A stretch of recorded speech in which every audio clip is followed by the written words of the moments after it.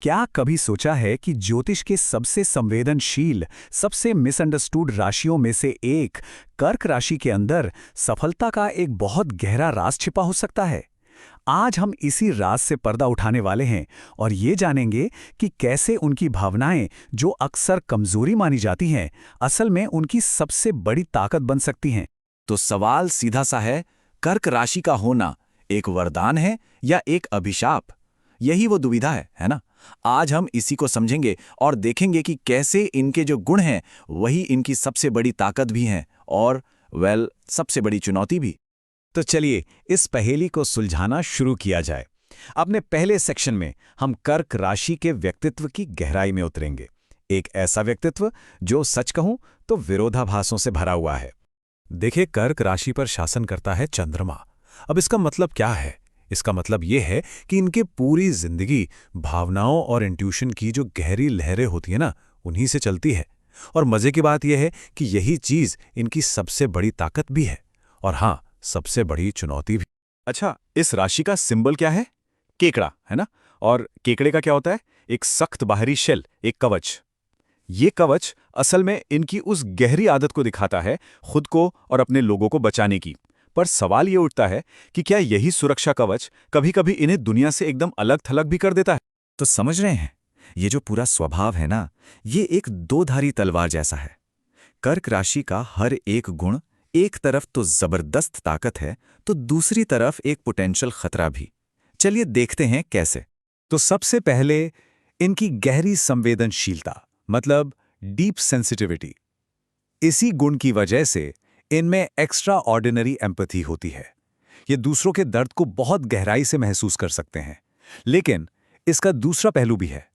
अगर इसे ठीक से संभाला ना जाए तो यही संवेदनशीलता एक बहुत भारी इमोशनल बर्डन बन सकती है। अच्छा, अब आते हैं इनके प्रोटेक्टिव नेचर पर। जब ये सही दिशा में होती है तो ये अटूट वफादारी, मतलब अनवेवरिंग लॉयल्टी में बदल जाती है और यही चीज इन्हें बेहतरीन दोस्त और पार्टनर बनाती है। पर इसका फ्लिप साइड क्या है? यही आदत कभी-कभी जरूरत से ज्यादा डिफेंसिवनेस या क्लिंगीनेस में भी बदल सकती है। और फिर आता है इनका तीसरा सबसे जरूरी गुण, इनका पावरफुल इंट्यूशन, जिसे हम आम भाषा में सिक्स्थ सेंस भी कहते हैं, है ना? जब ये इस पे भरोसा करते हैं तो ये इनके लिए समझदारी भरी गाइडेंस का जरिया बन जाता है। लेकिन अगर इस पे शक किया जाए तो यही इंट्यूशन डर और इनसिक्योरिटी पैदा करने लगता है। तो सवाल ये है कि इसका हल क्या है?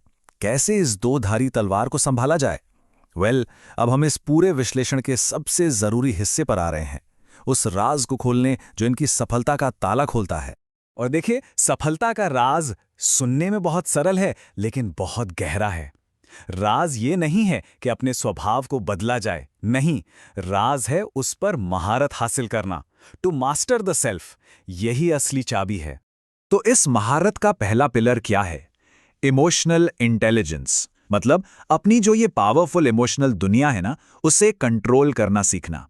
अपनी भावनाओं को खुद पर हावी होने देने के बजाय उन्हें एक क्रिएटिव फोर्स की तरह इस्तेमाल करना।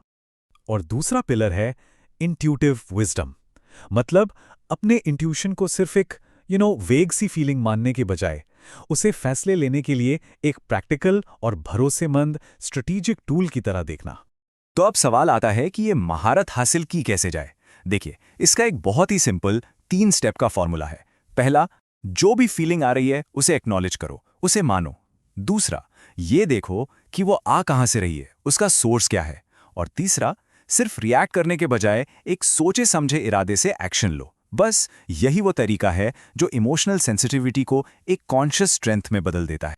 अच्छा, तो जब कोई कर्क राशि वाला इस सेल्फ मास्टरी को हासिल कर लेता है तो असल दुनिया में इसका नतीजा क्या होता है? चलिए सफलता के इस ब्लूप्रिंट पर एक नजर डालते हैं। और सबसे दिलचस्प बात पता है क्या है? इस महारत के बाद वही गुण जो कभी कमजोरी लगते थे, वही अब उनकी सबसे बड़ी ताकत बन जाते हैं। ये लोग एम्पैथेटिक लीडर्स बनते हैं, क्रिएटिव विजनरीज बनते हैं, भरोसेमंद सलाहकार बनते हैं और मजबूत कम्युनिटीज बनाते हैं। ये जो बदलाव है ना, ये कमाल का है। वो सिर्फ महसूस नहीं करते बल्कि समझते हैं। वो सिर्फ बचाते नहीं हैं बल्कि एम्पावर करते हैं। मतलब ये रिएक्टिव होने से प्रोएक्टिव होने का सफर है। तो इस पूरी बातचीत का सार क्या निकलता है? चलिए अब इसके आखिरी और सबसे जरूरी संदेश की तरफ बढ़ते हैं। और यही इसका सेंट्रल थीम है। जैसा कि कहा भी गया है, जो समझा वही आगे बढ़ा। मतलब तरक्की और कामयाबी की चाबी बाहर के बदलाव में नहीं, बल्कि अंदर की गहरी समझ में छिपी है। तो याद रखने वाली बात यह है कि ये सिर्फ एस्ट्रोलॉजी की बात नहीं है। ये एक पर्सनल ग्रोथ की यात्रा है, एक इमोशनल रिएक्शन देने से लेकर कॉन्शियस एम्पावरमेंट तक पहुंचने का सफर। और इस पूरे विश्लेषण को हम एक सवाल के साथ खत्म करते हैं। देखिए, ये जो संदेश है ना, ये सिर्फ कर्क राशि वालों के लिए नहीं है। हम सबके अंदर अपनी अपनी ताकतें और अपनी अपनी चुनौतियां होते हैं। तो सवाल ये है कि किसी की अपनी सफलता का राज क्या है, सेल्फ मास्टरी का अपना रास्ता क्या है।